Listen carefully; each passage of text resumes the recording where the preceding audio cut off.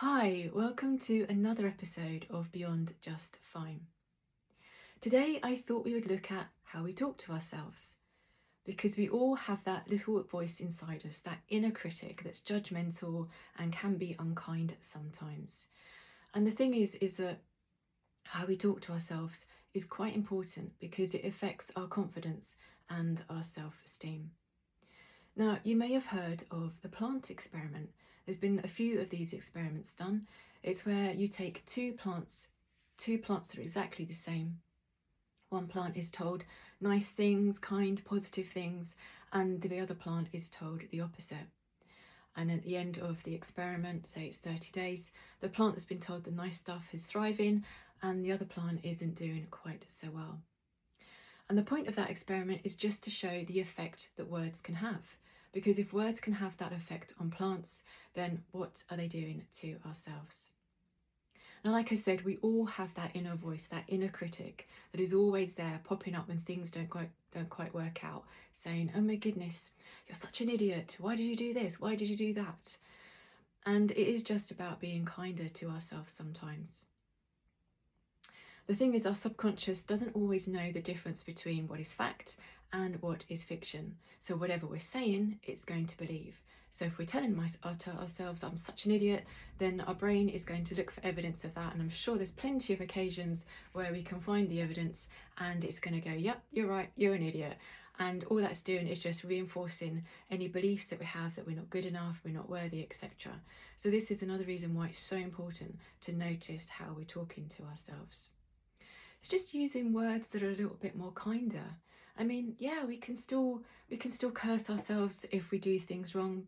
When I do that, I usually say, "Oh, such a banana," which I know sounds really silly, but I'm pretty sure there's no evidence in my subconscious of me ever being a banana, and therefore my brain can easily dismiss what I'm saying as complete fiction, and it's not going to affect my confidence, my self-esteem, or reinforce any of those negative beliefs that I have about myself. So it's just thinking about the wording that we use, how we can reframe it, how we can switch it. It's like when we go to try new things. It's always quite daunting when we're trying new things. Are we going to fail? Are we going to mess up? And it's very easy for us to say to ourselves, "I can't do this. I'm not good enough at this." And automatically, again, our brain has gone, "Yeah, okay." And it's been an agreement. And then, of course, when things don't quite work out, it then reinforces that belief. We say, "Yeah, there you go. Knew it. Knew that was going to happen." So again, it's just about trying to reframe the situation, being kinder, being more encouraging. "Okay, I've never done this before. I'm going to give it my best shot. And if it doesn't quite go to plan, well then let me see what I can take from that, what I can learn from it." Remember in the last video we spoke about failure, about how sometimes when things don't quite work out, it's actually learning curve that we can take from it to be able to succeed. So it's just about the language that we're using our inner cheerleader rather than our inner critic. Because like I said, our go-to can always be the fact that we're going to be that critical voice saying, "Oh, you're so silly, you're so stupid, why are you doing this?" And it's just being a little bit kinder to ourselves, because that will have a dramatic impact on how we feel about ourselves and how we show up in the world. I always say, talk to yourself like you would a loved one. If someone was to come up to you and say, "Oh, I've done this or I've done that, or I need to try this and I need to try that," you'd be encouraging, you'd be supportive. So if we can do that for other people, why don't we do it for ourselves?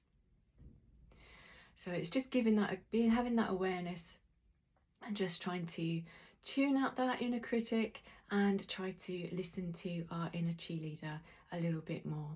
And you'll find that as you do that, you will become so much more confident when it comes to dealing with situations, because you'll have that self-trust built up that you can handle it.